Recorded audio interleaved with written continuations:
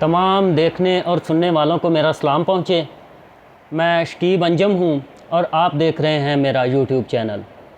तो आज का वीलॉग शुरू करने से पहले आज ईद उल ज़ुहा का दिन है, तो तमाम आलम इस्लाम को मेरी तरफ़ से ईद उल ज़ुहा बहुत बहुत मुबारक हो।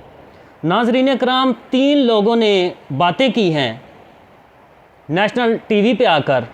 उनमें एक मुर्तज़ा वहाब साहब हैं, एक फ़याज़ुल हसन चौहान साहब हैं और जो आजकल इल्म नजूम के माहर बने हुए हैं फैसल वावडा साहब, एक इनमें वो शख्सियत हैं। तो मेयर कराची मुर्तज़ा वहाब साहब ने कहा है कि कराची का जो 70% शहर है ये तो वफाक के नीचे आता है और कराची के अंदर कौन से काम हो रहे हैं और कौन से काम करवाए जा रहे हैं ये गवर्नर से भी पूछा जाए।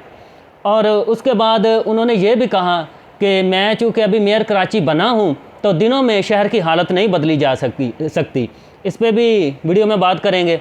और फ़याज़ चौहान साहब ने मोस्ट सीनियर जो वकला हैं एतजाज़ अहसन साहब और लतीफ़ खोसा साहब, उन पे जम के तनकीद की है, उस पर भी बात करेंगे। और फैसल वावडा साहब पे भी बात करेंगे इसी वीडियो में।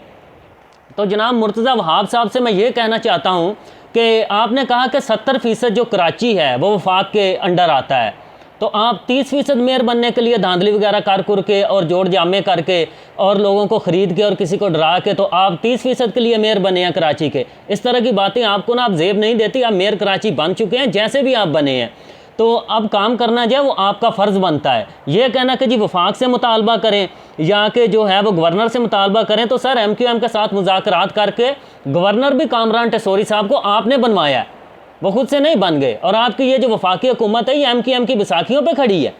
अगर उनकी बैसाखियाँ आज हट जाएँ तो वफाक की हुकूमत जो है उसे जाने में 24 घंटे भी नहीं लगेंगे। तो आप बोल रहे हैं जी वफाक से मुतालबा किया जाए, तो वफाक भी तो सर आप ही के पास है ना। मियाँ शहबाज शरीफ साहब जो हैं वो आपकी मदद से और पीपल्स पार्टी की वोटों की मदद से जो हैं वो वज़ीर आज़म बने हैं और वफाकी वजारतें भी आपके पास हैं। शाजिया मरी साहबा के पास जो है वो बेनज़ीर इनकम सपोर्ट प्रोग्राम वो चला रही हैं। और जो आपके हैं अब्दुल कादर पटेल साहब, वो वज़ीर सेहत हैं। वज़ीर ख़ारजा बिलावल साहब हैं। वज़ीर आज़म समझ लें आपके घर का है। तो आप ये किस तरह से कह सकते हैं कि वफाक के अंडर और वफाक से जवाब लिया जाए? आप सब इकट्ठे हैं, PDM में पीपल्स पार्टी, JUI, मुस्लिम लीग नून और दीगर जमातें हैं, सब इकट्ठी हैं। तो वफाक भी आप है, सिंध भी आप हैं। तो आप बोल रहे हैं कि कराची के अंदर जो है कराची वफाक के अंडर आता है, तो कराची को आप फिर जो है वो सिंध से अलग करके एक अलग सूबा बना दें। इस तरह की बातें करके आप अवाम को बेवकूफ़ ना बनाएं। तो मैंडेट तो आप पहले ही छीन चुके हैं अवाम का। उन्होंने वोट जमात इस्लामी को दिया था, मेयर उनका आना चाहिए था और आप बन के बैठ के चलें जैसे भी बैठ गए। तो इस तरह की बातें जो हैं वो आपको जेब नहीं देती, थोड़ा ख्याल किया कीजिए।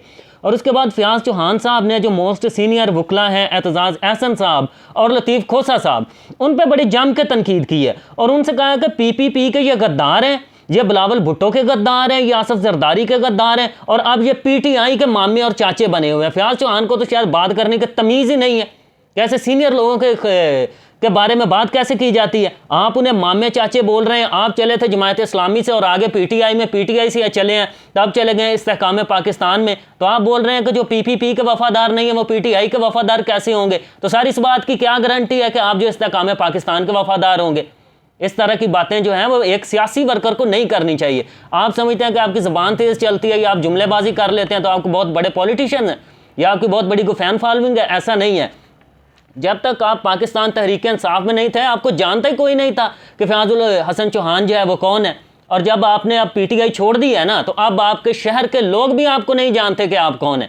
और आप जो है वो नेशनल टीवी के पे बैठकर इस तरह की बातें करते हैं कि जैसे PM के कैंडिडेट ही आप हैं और आप पाकिस्तान के अगले वज़ीर आज़म बनने जा रहे हैं। और आपकी इन बातों से जो है वो लोग बहुत महजूज़ होते हैं। और आपकी इन ये वाली बातें सुनकर, जिस तरह आप लोगों को मामे चाचे और पता नहीं क्या क्या बोलते हैं, ये बातें सुन के लोगों को बहुत अच्छा लगता है और आपका वोटर बढ़ रहा है। आप अपनी सूबाई असम्बली की सीट जो है, अगर साफ़ सुथरी पर्ची पड़ी और इलेक्शन साफ़ हुआ तो पिंडी से आप अपनी MPA की सीट हार जाएंगे। ये बात याद रखिएगा। आने वाली वीडियोज़ में भी जिस तरह की आप बातें करते रहेंगे मैं आपको जवाब देता रहूँगा। उसके बाद जी फैसल वाडा साहब, वो जो है वो आ जाते हैं किसी न किसी नेशनल टीवी पे, इंटरव्यू दे देते हैं कि 2 दिन बाद ये होने वाला है, 3 दिन बाद वो होने वाला है, 4 दिन बाद ये होने वाला है। तो 2-3 दिन के बाद जो उन्होंने पेशन गोई की होती है वो पूरी हो जाती है। तो क्या वो कोई इल्म नजूम के माहिर है? क्या फैसल वाडा साहब जो हैं जो बातें कर रहे हैं, क्या जो उनको अल्हाम हो रहा है इन चीज़ों का कि आने वाले टाइम में क्या होगा? सीधी सी बात है कि पीडीएम के साथ अब आपका गठजोड़ है, उन्होंने जो कार्रवाई डालनी होती है वो आपको बता देते हैं, 2 दिन पहले 3 दिन पहले आपको बता देते हैं, और आप आके जो है वो प्रेडिक्शन कर देते हैं और बात पूरी हो जाती है। और आप समझते हैं कि मैं तो बहुत बड़ा नजूमी और जो मैं बात करूंगा वही बात जो है सही साबित हो जाती है, और लोग पता नहीं है मुझे कितना बड़ा पॉपुलर लीडर समझते हैं। कख नहीं समझता कोई आपको। आप जब कौमी असम्बली का इलेक्शन कराची से लड़ेंगे आपको पता चल जाएगा कि आपके साथ वोटर कितना है। इमरान खान का नाम आपके साथ था, आपको लोग जानते थे। और ये पीडीएम वाले जो हैं अब फैसल वाडा को बहुत कोट करते हैं कि उन्होंने ये कह दिया इमरान खान के खिलाफ, ये सच्ची बात है, उन्होंने ये कह दिया, और बहुत सी बातें हैं।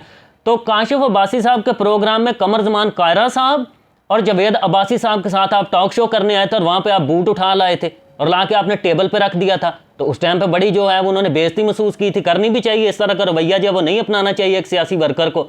तो आप उस टाइम पे उनकी बेइज्जती कर रहे थे और पीडीएम को बहुत बुरे लगते थे। आज पीडीएम वाले हर बात जो है वो आपकी कोट करते हैं, जो भी आप इमरान खान और तहरीक इंसाफ के खिलाफ करते हैं कि ये बहुत बड़े नजूमी आ गए हैं मार्केट में और इनकी बातें जो है वो 100% सच्ची हैं। हालांकि वो आपको बताते हैं कब टीवी पे जाके ये कह दो, अब ये कह दो, और भी आपने बहुत सारी बातें की हैं। तो सर इस तरह की बातें करके तो आप जो है वो अपनी मकबूलियत नहीं बढ़ा सकते, ना मकबूलियत बढ़ेगी।